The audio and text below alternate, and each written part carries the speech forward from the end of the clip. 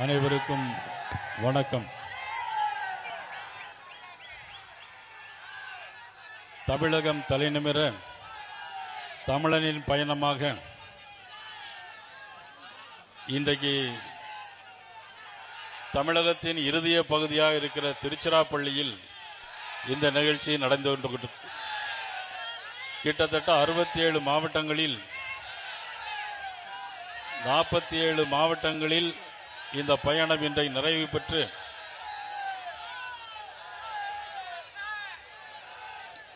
நான் பேசுறத கொஞ்சம் கேட்டுங்க.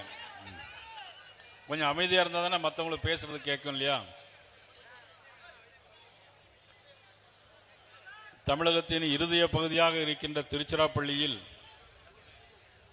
இன்றைக்கு உங்களை எல்லாம் சந்திக்கின்ற அரிய வாய்ப்பினை பெற்றமைக்கு இறைவனுக்கு இதயபூர்வமான நன்றியை நான் தெரிவித்துக் கொள்கிறேன்.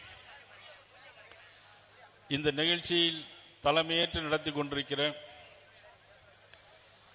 பாரதிய ஜனதா கட்சியினுடைய மாவட்ட தலைவர் எனது அன்பு தம்பி ஒண்டிமுத்து அவர்களே, மாநில பொதுச் செயலாளர் கருப்பு முருகானந்தம் அவர்களே, அவர்களோடு இந்த நிகழ்ச்சியை தமிழகம் முழுவதும் ஏற்பாடு செய்து நடத்தி கொண்டிருக்கிற தஞ்சாவூர் இளங்கோ, திருவள்ளூர் லோகநாதன், மகா சுசீந்திரன் உள்ளிட்ட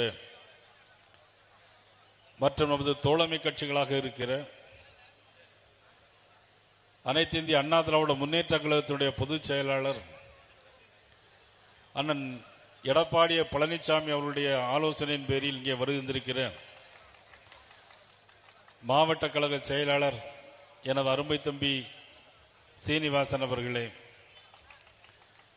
கழகத்தின் மாவட்ட செயலாளர் புறநகர் பகுதியினுடைய மாவட்ட செயலாளர் அருமை அண்ணன் பரஞ்சோதி அவர்களே, தெற்கு மாவட்ட கழக செயலாளரும் முன்னாள் நாடாளுமன்ற உறுப்பினருமான அன்பு சகோதரர் குமார் அவர்களே, முன்னாள் கழக அமைப்பு செயலாளர், நாடாளுமன்ற உறுப்பினர், அம்மா பேரவையினுடைய மாநில முன்னாள் செயலாளர், நானும் முன்னாள் செயலாளர் அன்புக்குரிய அண்ணன் ரத்னவேல் அவர்களே, எனது அன்புக்குரிய சகோதரர் கொரடா மனோகரன் அவர்களே, முன்னாள் அமைச்சர் வளர்மதி அவர்களே, இணை பொருளாளர் சிவசுப்பிரமணியன் அவர்களே, மாநில செயற்குழு உறுப்பினர் ராமசூப் அவர்களே, நமது அகில இந்திய தேசிய ஒருங்கிணைப்பாளர் மதிப்புக்குரிய ஆசீர்வாதம் ஆச்சாரி அவர்களே, தமிழ் மாநில காங்கிரசினுடைய தெற்கு மாவட்ட தலைவர் குணா அவர்களே, தமிழ் மாநில காங்கிரசினுடைய தலைவர் இன்டர்நெட் ரவி அவர்களே, நமது பாரிவேந்தர் கட்சியினுடைய அண்ணன் பாரிவேந்தர் அவர்களுடைய கட்சியினுடைய மாவட்ட செயலாளர்கள், எனது அருமை சகோதரர் ரவி பச்சமுத்து அவர்கள், அவருடைய மாவட்ட செயலாளர்கள், தனபால் அவர்கள், பார்த்திபன் அவர்கள், ராஜேஷ் அவர்கள், ராஜேன் அவர்கள், பாலாஜி சிவராஜ் உள்ளிட்ட கண்ணன் திருமலை அவர்கள், தனபால் அவர்கள், ஐஜேக்குடைய மாவட்ட தலைவர் கருணாகரன் அவர்கள், டைமண்ட் பாலு அவர்கள், திருச்சி மாவட்ட பொருளாளர் செல்லத்துறை அவர்கள், இந்த நிகழ்வில் திரளாக கலந்து கொண்டிருக்கின்ற அனைத்து ஒன்றிய நகர பேரூர் தோழமை கட்சியினுடைய பொறுப்பாளர்கள், மகளிருடைய பொறுப்பாளர்கள், அகில இந்திய அளவில் வருகை தந்திருக்கின்ற எங்களது ஸ்போர்ட்ஸ் பர்சன், எங்கள் அகில இந்திய ஸ்போர்ட்ஸ் பர்சன் பஸ்வான் அவர்களே, உங்கள் அனைவருக்கும் எனது பணிவு கலந்த வணக்கத்தை நான் தெரிவித்துக் கொள்ள கடமைப்பட்டிருக்கிறேன். இன்றைக்கு தமிழரின் எழுச்சி பயணமாக நான் ஒரு பக்கம் புறப்பட்டு வந்து கொண்டிருக்கிறோம். அண்ணா திராவிட முன்னேற்ற கழகத்தினுடைய பொதுச் செயலாளர் அண்ணன் எடப்பாடி இபிஎஸ் அவர்கள் கிட்டத்தட்ட 200 சட்டமன்ற தொகுதிகளையும் தாண்டி அவர் ஒருபுறம் இன்றைக்கு பயணத்திலே ஈடுபட்டுக் கொண்டிருக்கிறார்கள். ஆனால் இதெல்லாம் என்னுடைய நிறைவு விழா வரக்கூடிய ஜனவரி 9ஆம் தேதி புதுக்கோட்டையிலே நடைபெறுவதாக உத்தேசிக்கப்பட்டு இன்றைக்கு கால்கோள் விழா நாட்டப்பட்டிருக்கிறது. அதில் மாண்புமிகு பாரத பிரதமர் நரேந்திர மோடி அவர்கள் அதிலே கலந்து கொண்டு சிறப்புரையாற்றுவதற்காக வர இருக்கிறார்கள். அது வெறும் பாரதிய ஜனதா கட்சியினுடைய கூட்டமாக மட்டுமல்லாமல் தேசிய ஜனநாயக கூட்டணி விழாகவே அந்த வேடை அமையும். அதில் அண்ணன் இபிஎஸ் அவர்களும் கலந்து கொள்வார்கள், பாரிவேந்தர் அவர்களும் கலந்து கொள்வார்கள், ஐயா ஜி.கே. வாசன் அவர்கள் கலந்து கொள்வார்கள், புதிய நீதி கட்சியினுடைய தலைவர் அண்ணன் ஏ.சி.எஸ். சண்முகம் அவர்களும் கலந்து கொள்வார்கள். ஒருவேளை இன்னும் புதிய கூட்டணி ஜனவரி 9ஆம் தேதிக்குள் இன்னும் புதிய கூட்டணிகள் வந்தால் அவ்வளவு பேரும் அதே மேடையில் நிச்சயமாக தோன்றுவார்கள் என்று நான் இந்த நேரத்திலே பணிவோடு தெரிவித்துக் கொள்ள கடமைப்பட்டிருக்கிறேன்.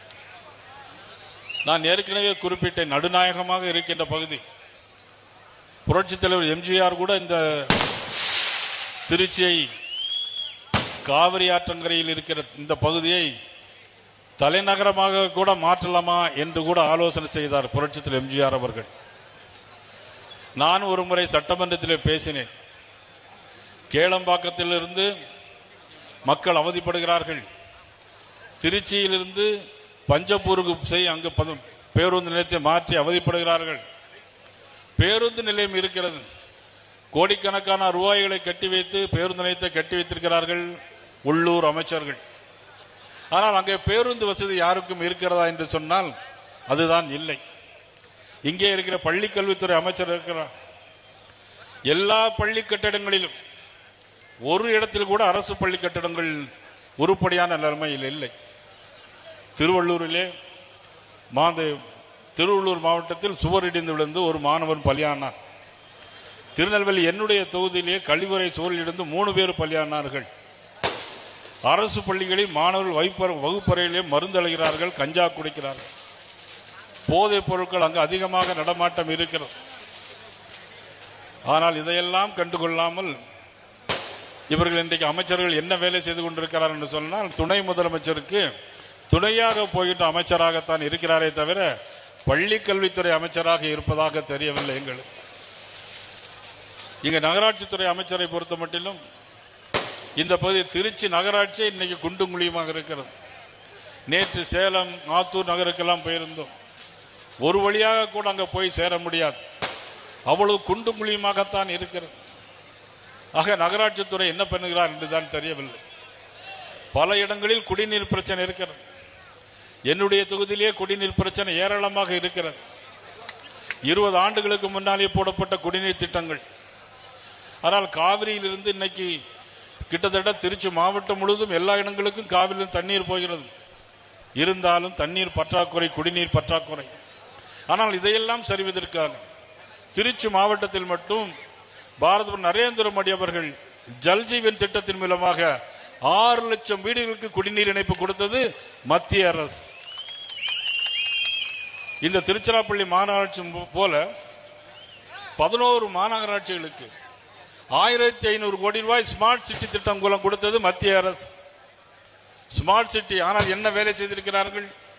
எந்த பாதாள சாக்கடையும் முறையாக இல்லை, போக்குவரத்து சாலை வசதிகளும் முறையாகவில்லை. திருநெல்வேலி மாநகராட்சி, திருச்சி மாநகராட்சி, சேலம், ஈரோடு மாநகராட்சிகளுக்கு தலா ஒவ்வொரு மாநகராட்சியிலும் 1500 கோடி ரூபாய் கொடுத்திருக்கிறார்கள். இதே மாவட்டத்தில் இங்கே வாழை அதிகமாக விவசாயம் நடைபெறுகிறது. வாழைப்பழத்திற்கு ஆதரவு விலை தருவதாக சொன்னார்கள். ஆதரவு விலை தருவதாக சொல்லிவிட்டு இதுவரையிலும் அவர்கள் செய்யவில்லை. இவ்வளவு ஒரு மோசமான ஆட்சி இங்கு நடைபெற்றுக் கொண்டிருக்கிறது. ஆனால் இவ்வளவு மோசத்திலையும் ஒரு வீடியோ காட்சி மூலமாக நடைபெறுகிற செய்திகளை நீங்கள் பார்க்கலாம். அந்த வீடியோ காட்சி முடிந்த பிறகு நான் தொடர்ந்து உங்களோடு பேச இருக்கிறேன். அனைத்து வளங்களையும் பெற்ற திருச்சி மாவட்டம் இன்று திமுகவின் உட்கட்சி பூசலாலும் அளவில்லா ஊழலாலும் சிதைந்திருக்கிறது. திருச்சி சிவா எம்பி, அமைச்சர் கே.என். நேரு ஆதரவாளர்கள் மோதல் விவகாரம் தொடர்பாக 4 பேர் சரணடைந்திருப்பதாக தகவல் வெளியாகியிருக்கிறது.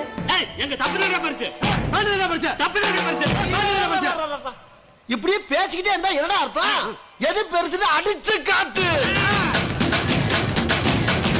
சமீபத்தில் நகராட்சி நிர்வாகம் மற்றும் குடிநீர் வழங்கல் துறையில் உதவி பொறியாளர், இளநிலை பொறியாளர், துப்புரவு ஆய்வாளர் உள்ளிட்ட 2538 பணியிடங்கள் நிரப்பப்பட்டது. இதில் ஒவ்வொரு பதவிக்கும் ரூபாய் 25 லட்சம் முதல் ரூபாய் 35 லட்சம் வரை லஞ்சம் வசூலிக்கப்பட்டதில் 1020 கோடி ரூபாய் ஊழல் நடைபெற்றிருப்பதாக அமலாக்கத்துறையின் சோதனையில் தெரியவந்துள்ளது. காசு பணம் கொட்டு மணி மணி காசு. ஒரு நேர்மையான அரசு, தளபதியுடைய அரசு, கொஞ்சம் கூட எந்த தவறும் நடைபெறவிடக்கூடாது என்று மாண்பு முதல்வர் அவர்கள் உத்தரவிட்டு இன்றைக்கு உங்களுக்கு இந்த பணியாணை வழங்கப்படுகிறது.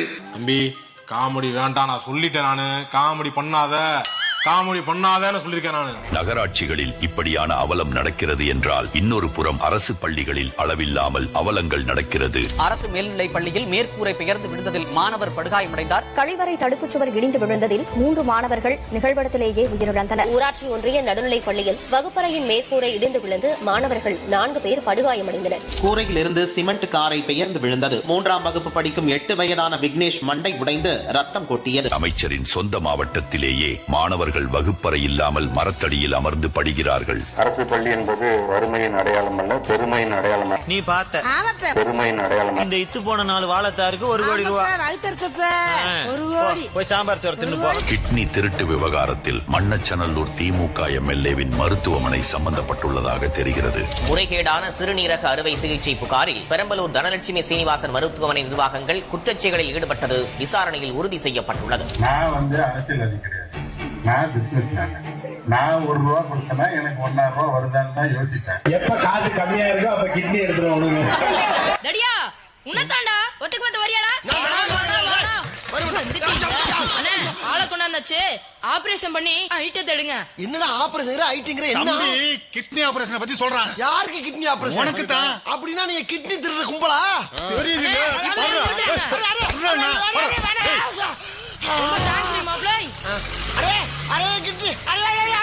இந்த மருத்துவமனை மீது தற்போது உறுப்பு மாற்று அறுவை சிகிச்சை மேற்கொள்ள கூடாது என உத்தரவு பிறப்பித்துள்ளது. கிட்னி திருட்டு நடைபெறவில்லை என்றால் ஏன் இந்த மருத்துவமனையில் உறுப்பு மாற்று அறுவை சிகிச்சையை தடை செய்ய வேண்டும்? திமுக ஆட்சி பொறுப்புக்கு வந்த பின் தமிழகம் முழுவதும் பெண்களுக்கு எதிரான குற்றங்கள் பெருகிக் கொண்டிருக்கிறது. திருச்சியில் நடைபயிற்சி சென்ற பெண் பேராசிரியரை கொள்ளையின் தாக்கி தரதரவென இழுத்துச் செல்லும், நெஞ்சை பதற வைக்கும் காட்சிகள் வெளியாகியுள்ளன. வேலைக்கான நேர்முக தேர்வுக்கு செல்வதாக கூறிவிட்டு சென்ற செல்ல மகள் கொடூரர்களால் கொலை செய்யப்பட்டு எரிக்கப்பட்டதை கண்டு தாய் கதறி எழும் காட்சிகள்தான் இவை.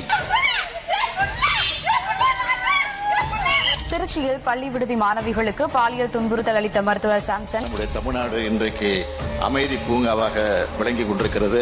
ஏண்டா பச்சை போய் பேசுற, ஓபனா பேசுற. திருச்சி மாவட்டத்தை தொடர்ந்து வஞ்சிக்கும் திமுகவை இந்த முறை விரட்டியடித்துவிட்டு திருச்சியின் வளர்ச்சியில் அக்கறை காட்டும்